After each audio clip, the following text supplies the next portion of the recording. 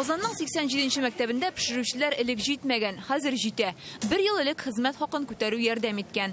Бүген 790 балага 5 хезмәт күрсәтәләр. 6-нчы яртыда эшкә киләбез инде, эшли башлыйбыз. Былтырга караганда эш быел күбрәк, ләкин зарплата шул ук калды.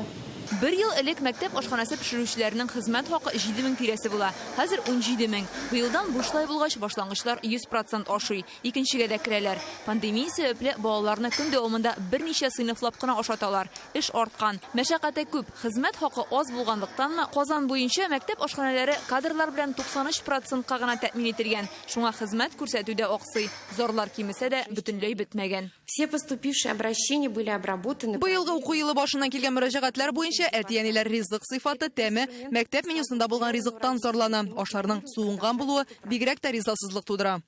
Моны исәпкә алып, башкаланың күп мәктәпләрендә җиһазларны савыт-сабаны яңа алыштыралар. Моның өчен 30 миллион сум акча тотыла. Мәктәп ашханалары да төзекләндерелә. Хәзер әтияниләр белән бергәләп сыйфатны яхшыртырга ди Илсур Мешин. Я думаю, не все папы у нашей 100-тысячной аудитории ежедневно довольны своим ужином.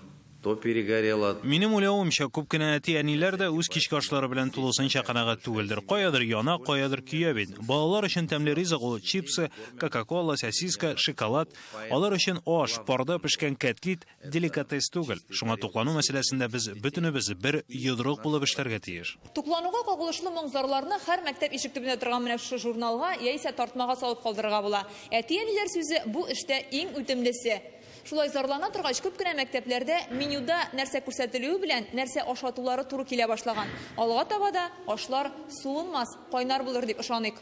Казанның 30 мәктәбендә ни сәбәпледер мондый журнал алып барылмый икән. Анда балалар укыган әти-әниләр туклану департаменты Инстаграмына мөрәҗәгать итә ала. Фирүзә Мәҗитова, Рамзил Гарипов, Яңа Гасыр каналы.